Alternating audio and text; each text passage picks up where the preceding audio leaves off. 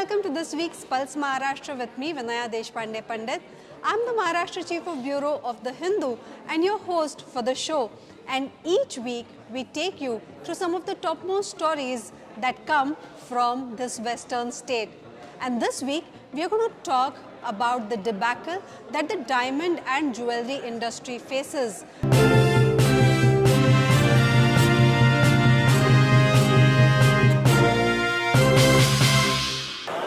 90% of the world's cut and polished diamonds are today made in India, and most of them are exported from here.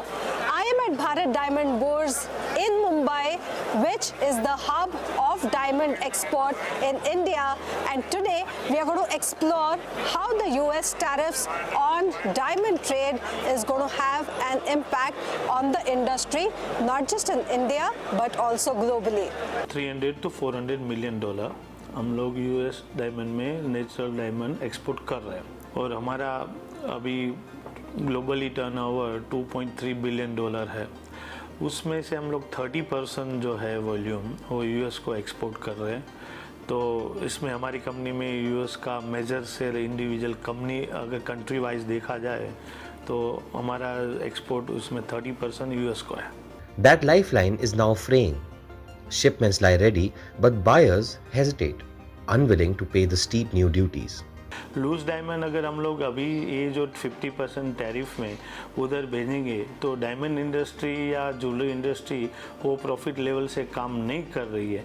तो इतना कोई भी I don't think so tariff इसके ऊपर expensive हो कि diamond उसके ऊपर बिक सके। For exporters, the sudden escalation feels like betrayal. Just months ago, they had expected easier access to the US market.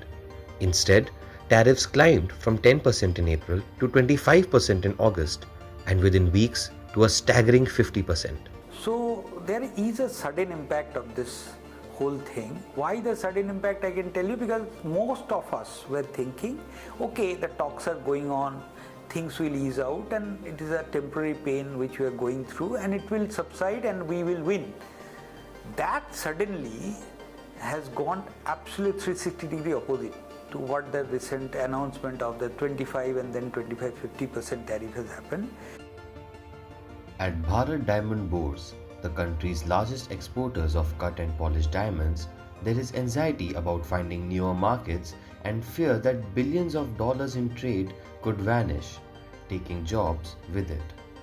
जब इस अप्रैल से जब टैरिफ इंट्रोड्यूस हुआ पार्टली उसमें पहले 10% बाद में 25 और बाद में अभी 50 वो हिसाब से ये साल में जो एक्सपोर्ट यूएस में जो जाने वाला था वो हिसाब से पूरी अगर ग्लोबल की बात करो तो मेरे हिसाब से 25 से 30% डायमंड इंडस्ट्री का एक्सपोर्ट बिकॉज ऑफ टैरिफ के हिसाब से कम हो सकता है। Margins were already razor thin, just 4% in loose diamonds, 8 to 10% in jewellery.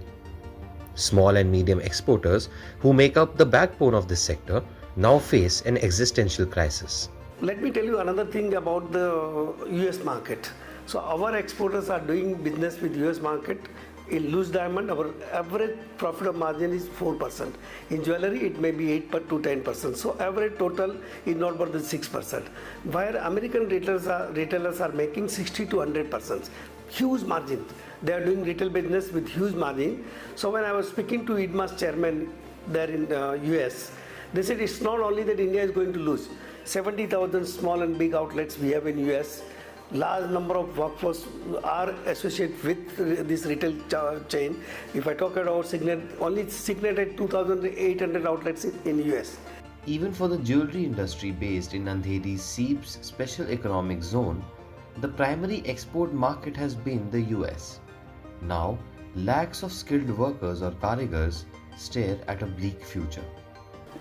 From Bharat Diamond Bourse, where we have the customs, almost 92 to 93% of India's cut and polished diamonds takes place from this particular location.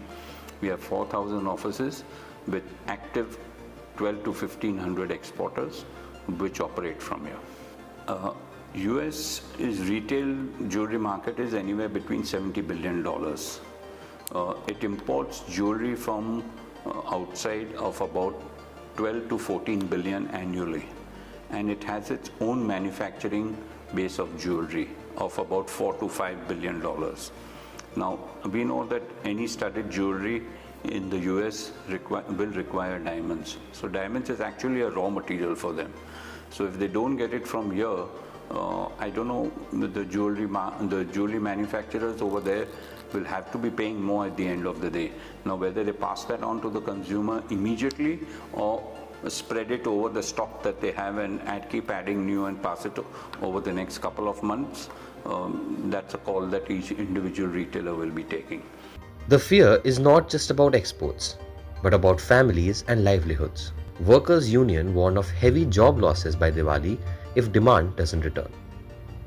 देखो diamond industry है ना, दोनों country के लिए win win situation में काम कर रही है, तो दोनों कंट्री को इफेक्ट आने वाला है। लेकिन मैं अगर बात करूँ अलग अलग, तो इंडिया में तो जो एम्प्लॉयमेंट है उसमें असर आने वाला ही है।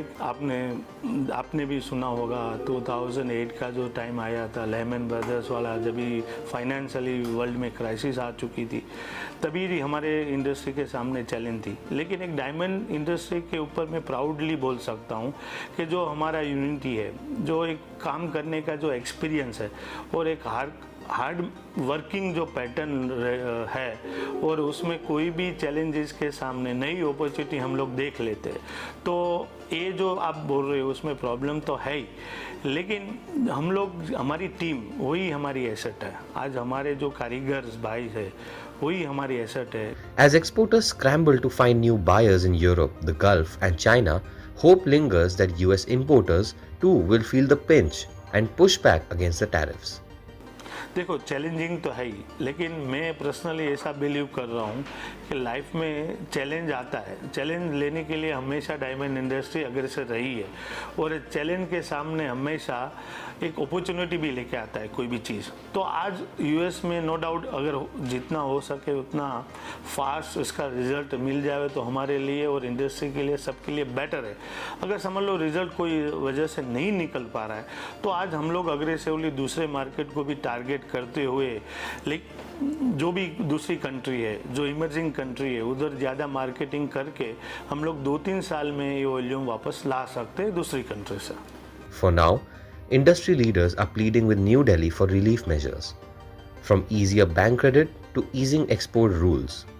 Just enough support to keep workshops running and workers employed.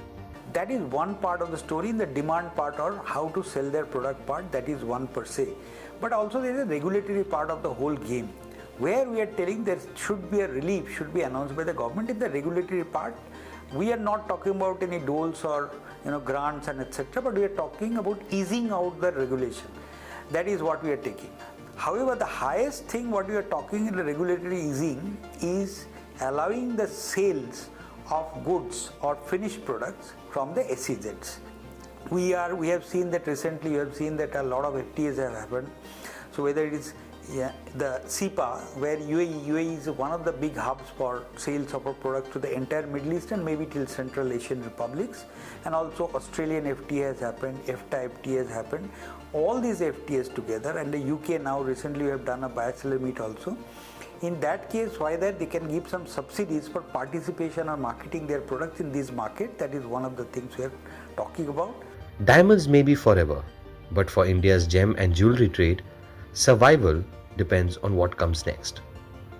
With billions of dollars at stake and nearly 1 million livelihoods on the line, the sparkle of this industry now rests on diplomacy and relief.